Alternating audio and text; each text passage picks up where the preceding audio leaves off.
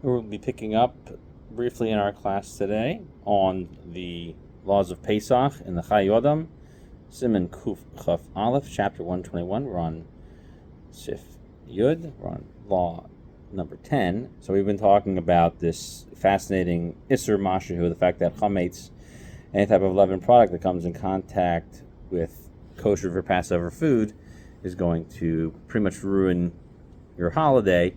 And I talked about, just briefly, other ways in which it won't, such as if it doesn't have a fully hot contact. And that we said that even a small amount or even transferring from one utensil to another could have some leniencies to it. Remember, we're going to learn about another one today, which is, this one's called Irui. We talk about this when we kosher, but it's also a way in which you can prohibit something because the heat transfer comes from, you take it from a first hot pot, and then you pour it onto a second vessel. So if you have, and this is halacha 10 over here in the Chayei.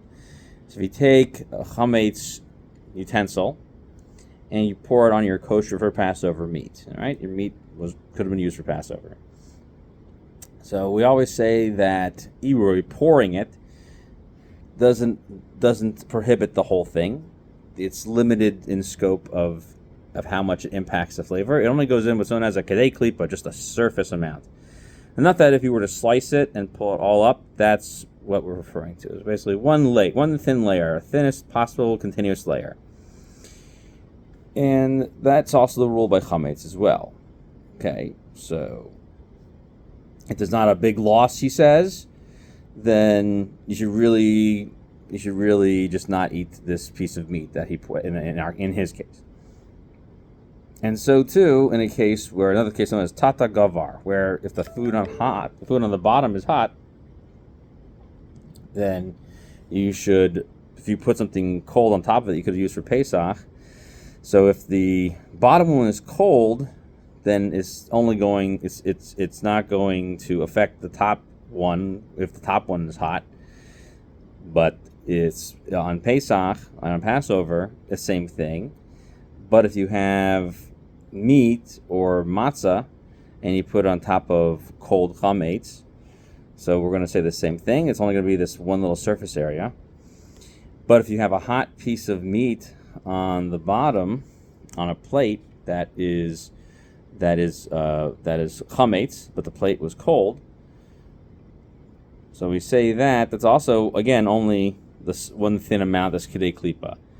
And we're all going to say all these things are all going to be the same thing. Now, if it's slightly moist, this plate, let's say if it's wet from you put water in it, okay, and that would why the rule would be the same by Chometz as it is by other types of prohibited substances. And he brings down that we're stringent by Chometz when you have something that's solid, okay, and that is the way that we're going to prohibit it for Chometz as well. If something was solid and it was hot and you put it down, it's going to take that one little surface off. Now, if you use this Chometz plate, even when it's cold, okay, when the sauce, that there's some sauce in it or some wetness in it, that is hot, that's considered hot, meaning it's above the temperature of Yatsu lettuce bow, it's above 104 degrees. So then you're going to, and you go ahead and cook that surface, you're going to need 60 times against the entire surface of that plate because you have the wetness bringing the flavor from all over the place into that hot, solid item. Okay? So in all other cases, you would need 60 times against that. Okay? But by Chometz, as he said, he's stringent, so the whole thing is going to be prohibited. Okay? So that's his little stringency he points out is different by Chometz. Okay, and as we said, and the general rule again is that something that would have just been a little bit prohibited by other types of prohibited substances, even the smallest amount on Pesach, is bad. He further says, and if you take Chometz that's hot and you put it in your plate, okay, the entire plate is going to be prohibited by that one little sliver amount. So again, just the one thin layer, okay? So if that's the case, you can't use it on Pesach because you're going to have little bits of Chometz in that plate. So that plate becomes not Pesach thick, okay? And that's assuming you're using actual Chometz itself, but not something that has absorbed Chometz, okay? Why? Because we say by other prohibited substances that it's only going to take a flavor from inside of it into another one by transferring it through liquid. So if it's not something that through liquid dynamics would transfer itself, it's not fatty, it's not watery, so you're not going to be able to take something that absorbs Chometz flavor and prohibit this item. And so by Chometz, it's not going to prohibit it at all. So even though some people are stringent, that inside of Pesach, whenever both things are hot, then it's just an absorbed flavor, we're going to be stringent on that. He's saying it's possible you could be lenient. Okay, so but really you should be stringent unless there's some type of financial loss. And he says, however, the one rule that doesn't change at all is when you have two hot utensils that touch each other, if there's no liquid, they're not going to prohibit each other. Let's do one more halacha really quickly over here.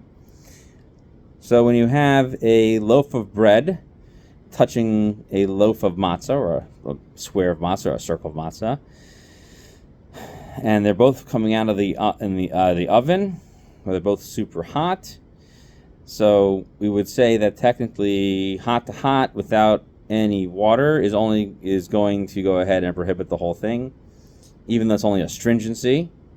Okay, the stringency is that normally it should only go in a little bit more than the cleaver we mentioned. It goes in a little bit deeper, like about half a thumb's breadth in, but not all the way. Nonetheless, since we don't know what's considered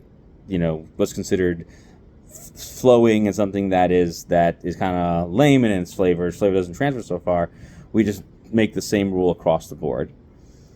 So but by Chometz, where there's no way that you would have this problem, maybe there'd be a leniency, but most posts can say that really only in a case of loss you should do that. But we agree that it really should only go in about half a thumb's breadth, about half an inch into each other to prohibit. So if it's Chometz such as matzah, the matzah will be prohibited about half an inch of the way through that area that made contact with the Chometz loaf. However, that's because they weren't really being super strict. Now, our custom is to be strict. So we were just talking about a case of where you're relying on a leniency in case of loss. So we should therefore prohibit the whole thing. That's properly what should be done. And many people say that's at your first bet. But some people could say that in a case of loss, you still could go ahead and apply this leniency. However, during Pesach, you should prohibit the whole thing, and that's even a little piece of wheat kernel that's touched the matzah. That should be the same thing, and you have to even kosher the whole oven, or any place in which that chametz came in contact with that little piece of wheat. But the rest of the oven does need to do hechsher.